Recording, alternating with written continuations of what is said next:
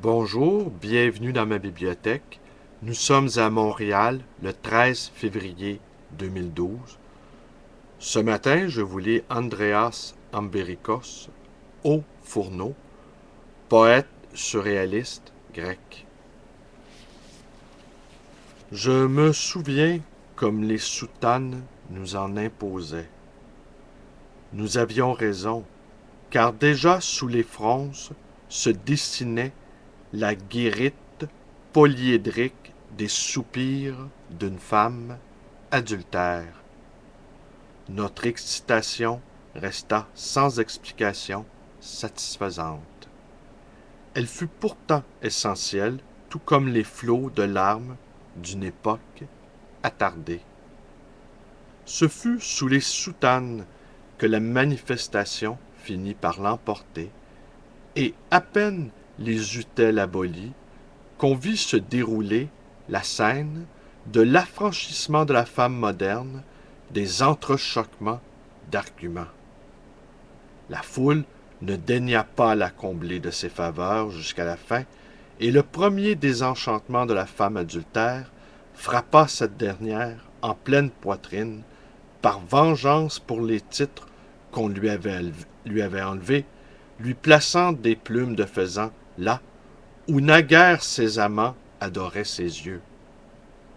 Un jour de bonne chère pourtant viendra, où le diamant se lèvera pour orner avantageusement la grâce, injustement confinée de sa puberté, pour le présent complètement privé, et ce devant des taureaux exaltés et devant les yeux écarquillés des présents bourreaux, car jamais, au grand jamais, ne s'arrêtent les mélopées d'une épopée commencée, même si son verre maintes fois se vide, même si la plèbe abusée marche la tête en bas. Hispane.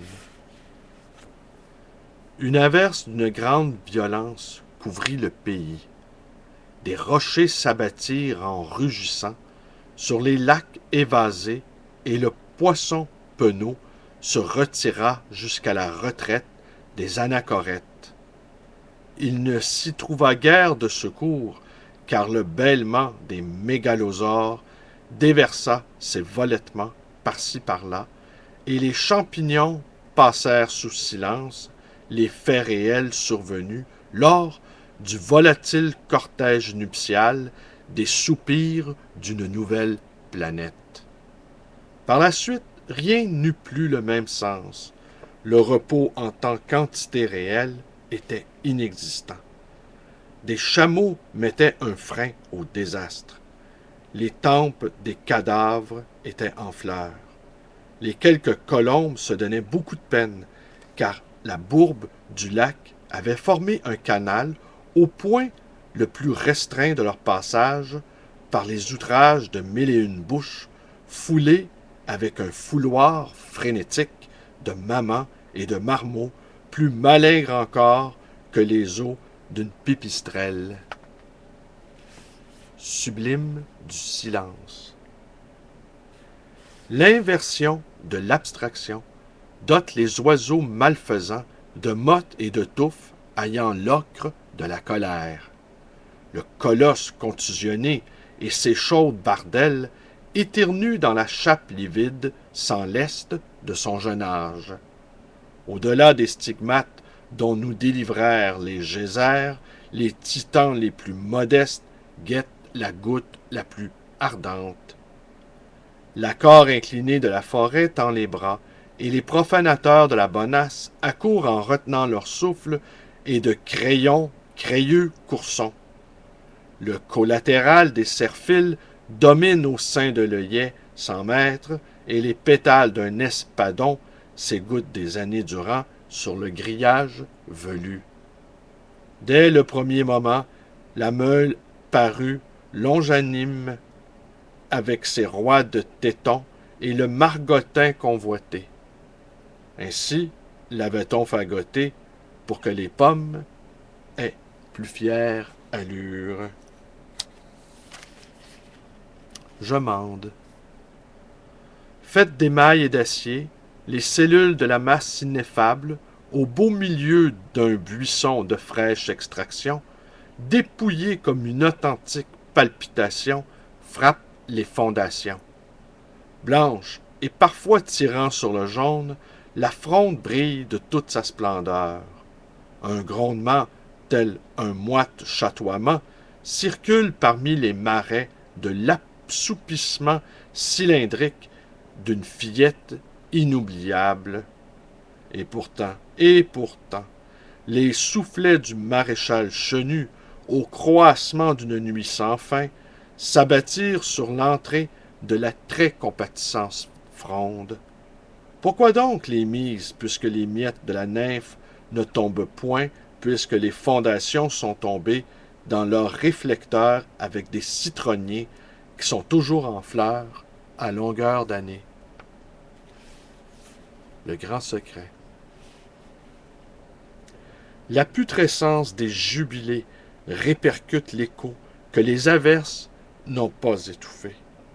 Dans l'entière folie des astres se traîne le pas d'une âme aux yeux inertes et aux aigles coalisés dans les rafales turbulentes du burin. Le drame des jubilés n'est pas une salle bondée à craquer où les lois reposent en paix, mais une mer de banquise agitée au chant de notre lien passager qui finit en fête. Tantôt c'est le frémissement d'une veine, tantôt l'éclat d'une bataille très meurtrière, tantôt les dons du destin, mais les immigrants demeurent toujours stupéfaits et frémissants.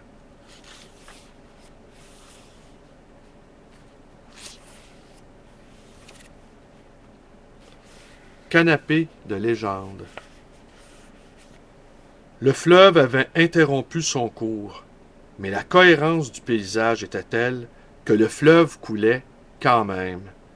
À travers les feuillages des champs, dans la direction du pont, où le soleil dardait ses rayons des genêts des gorges blanches, des fleurs dans les blouses transparentes déposées à l'aube par des jeunes filles qui se penchaient toutes nues ou presque nues pour presser et caresser leur chair tout entière contre celle des fleurs.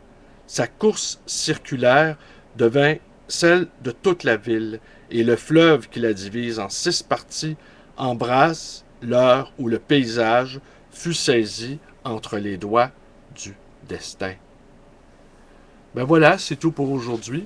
Mes vidéos vous plaisent, vous pouvez vous abonner à ma chaîne YouTube Blalon de sang. Vous pouvez également venir me rejoindre sur ma page Facebook. Vous pouvez également me téléphoner dans le 514-736-0999.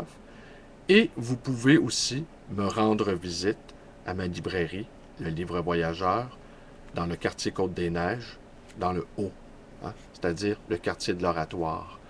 Alors, ben voilà, une autre journée débute sur Terre, pendant que Athènes se relève d'une nuit d'émeute. Nos pensées accompagnent toujours le peuple grec. Merci et bonne journée.